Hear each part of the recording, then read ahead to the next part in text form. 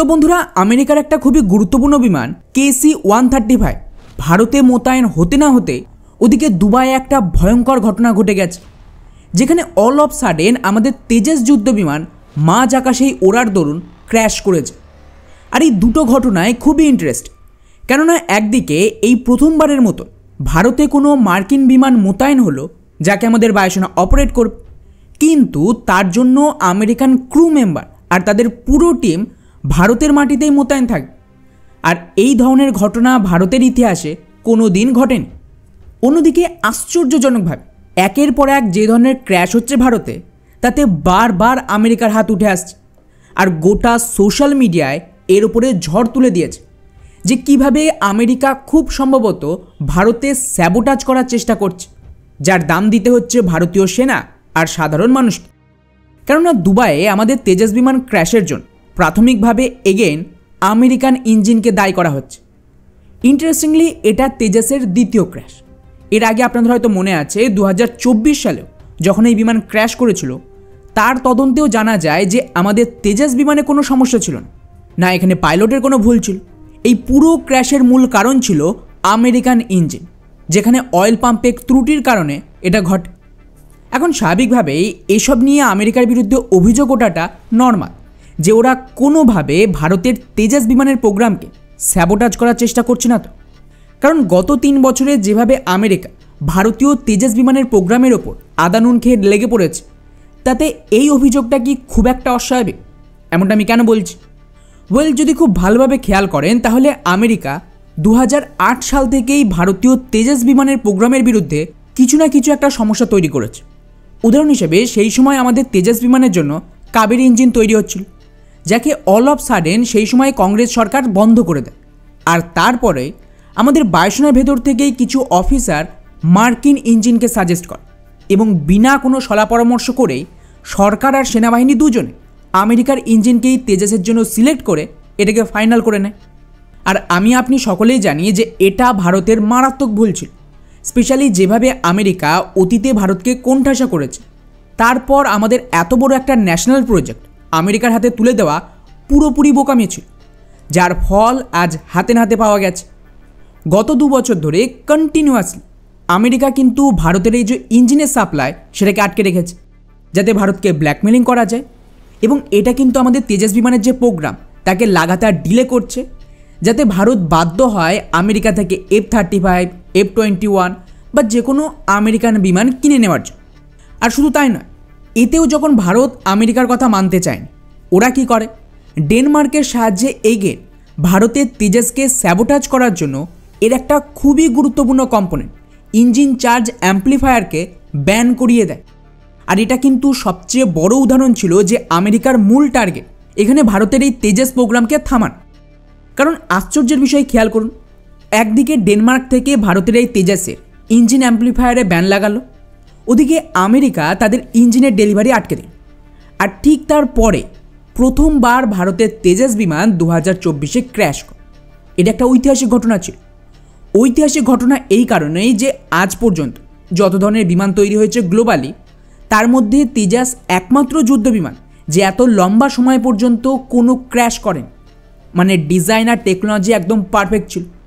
Normally বহু দেশের ডেভেলপমেন্টের দরুনই বিমান একবার বা দুবার ক্র্যাশ করে, যেটা আমাদের জন্য বিরাট বড় একটা সফলতা ছিল। এবং যখন এই তেজসের প্রথম ক্র্যাশের রিপোর্ট আসে, সরাসরি এর পেছনের মূল কারণ ছিল মার্কিন ইঞ্জিন। আর এবারেও দুবাই ক্র্যাশেও সেম ইঞ্জিনের ওপরেই প্রশ্ন উঠছে। এখন আপনারা বলতে পারেন যে ভাই, এটা তো টেকনোলজি, এতে সমস্যা হতেই পারে। এর থেকে তো এটা প্রমাণ হয় না যে আমেরিকাই স্যাবোটাজ করিয়েছে, ভারতের তরফ থেকেও সমস্যা হতে পারে। হতে তো অনেক কিছুই পারে, কিন্তু যেভাবে ভারতের সমস্ত আমেরিকা বিরোধী লোকজন মারা যাচ্ছে বা আমেরিকান টেকনোলজিতে মারাত্মক সমস্যা হচ্ছে, ভারতের বিরুদ্ধে আমেরিকা লাগাতার কনস্পিরেসি করছে, তাকে দেখে এ সমস্ত বিশ্বাস করা তো একটু মুশকিল। উদাহরণ হিসেবে আমাদের যে প্রথম CDS ছিলেন জেনারেল বিপিন রাওয়াত, উনি কিন্তু সবচেয়ে বেশি ভোকাল ছিলেন আমেরিকান হাতিয়ার। উনি এত মারাত্মকভাবে স্বদেশীকরণের পক্ষে ছিলেন যে ওনার কারণেই প্রচুর মার্কিন হাতিয়ারের আমদানি আটকে ছিল। আর তারপর আমরা সকলেই জানি সাডেনলি ভারতে এই হেলিকপ্টার দুর্ঘটনায় উনি মারা যান।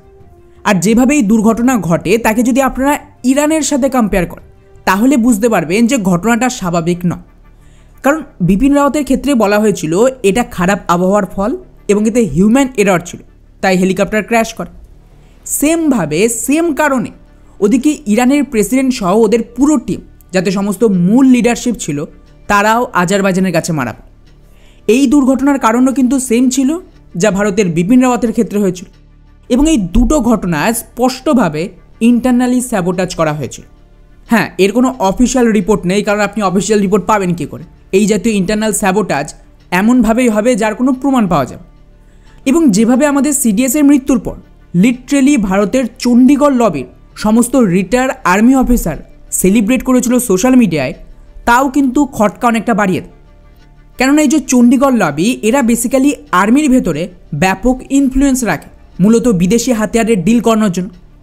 আর এর জন্য আপনারা নিজেরা একটু ডিটেলসে রিসার্চ করবেন যে কীভাবে এই চণ্ডীগড় লবি ভারতের স্বদেশি হাতিয়ারের প্রোগ্রামকে অতীতে বহুবার স্যাবোটাজ করে বিদেশি হাতিয়ারকে আমদানি করিয়েছে।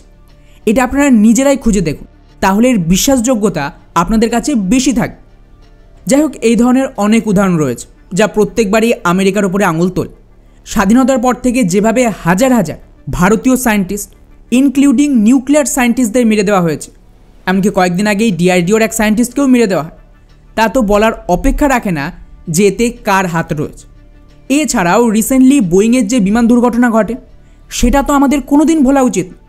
এই দুর্ঘটনার সাথে সাথেই পশ্চিমা মিডিয়া, পার্টিকুলারলি বিবিসি থেকে শুরু করে যে কোনো মিডিয়া দেখেন কি ন্যারেটিভ তৈরি করেছিল, যে ভারতীয় পাইলটের কারণে এই বিমানের দুর্ঘটনা ঘটেছে।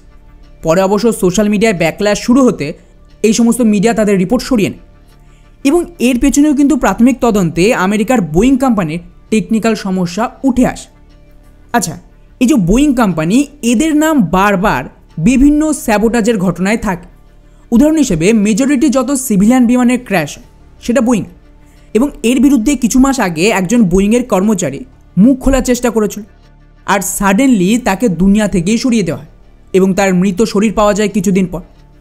আমেরিকার পুলিশ অবশ্য এটা বলেছে যে এটা আত্মহত্যা ছিল, কিন্তু সোশ্যাল মিডিয়ায় যদি দেখেন তাহলে কেউই যেভাবে এই ঘটনাগুলো ঘটে এটাকে আত্মহত্যা বলে মানতে নারাজ। এর বিরুদ্ধে সোশ্যাল মিডিয়ায় ব্যাপক প্রোটেস্টও হয়, কিন্তু আমেরিকার সরকার, ওদের মিডিয়া পুরোটাই ডিপ স্টেটের হাতের পুতুল, তাই পুরো বিষয়টিকে ধামাচাপা দিয়ে দেওয়া। আর কি আশ্চর্যজনক, এই বোয়িং কোম্পানি তাদের বিমান F-15EX, F-18 মারাত্মক পুশ করছিল ভারতে, যা ভারত কিন্তু বারবার রিজেক্ট করে দিচ্ছে।